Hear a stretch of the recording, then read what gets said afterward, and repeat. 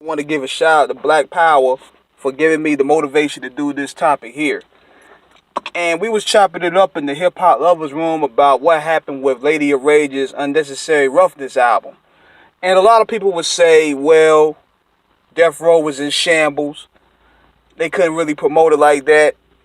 It's also a case of where Rage's heart wasn't even with it. And she needed Dr. Dre. I mean, you listen to the album was dope. But it wasn't extravagant. Because one of the main reasons why the album wasn't extravagant was it lacked Dr. Dre's firepower. See, a lot of the stuff that she was rapping over from Daz and Superfly, all of that was cool. But at the same time, it didn't contain that firepower. What do you mean by firepower? Listen to what Rage was rapping over from 1992 to 94.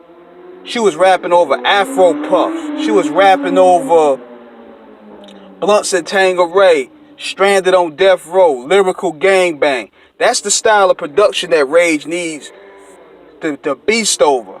A lot of that stuff that Daz and them was giving was cool, but it was too smooth for her flow. And the same thing with Snoop. Snoop happened to manage to use his cool flow to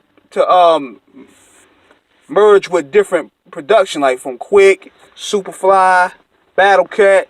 Rage is one of those rappers where she needs aggressive production, aggressive break beats.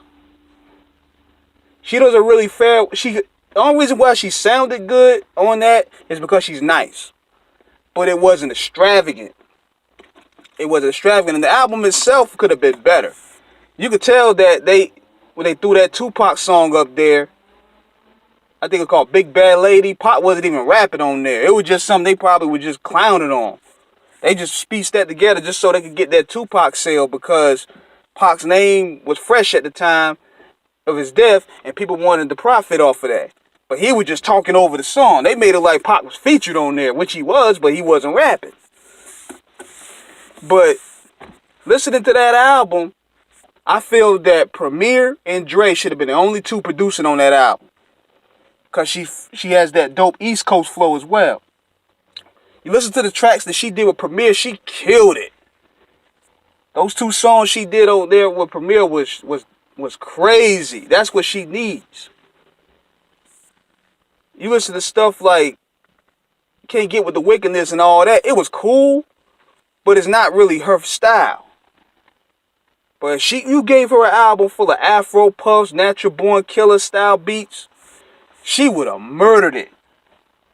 She would have done them beats filthy, because Dre would have knew exactly what to give her. And that's my take on why Unnecessary Roughness couldn't take off like it did. Because she didn't have Dre. Dre and Premier should have been the main two guys overseeing that project. It'll give her the West Coast side and it'll give her the East Coast side. Just like how they did with with his Corruption album, they should have did this with Rage. Have Dre produce the West Coast flow of it, have Premier do the East Coast flow of it. You would have had a classic. So that's my take on that. Be sure to subscribe to the channel. Big shout out to Black Power, Darnell Freeman, for giving me the idea to do this video. Subscribe to the channel. Hit the like button. Holla back.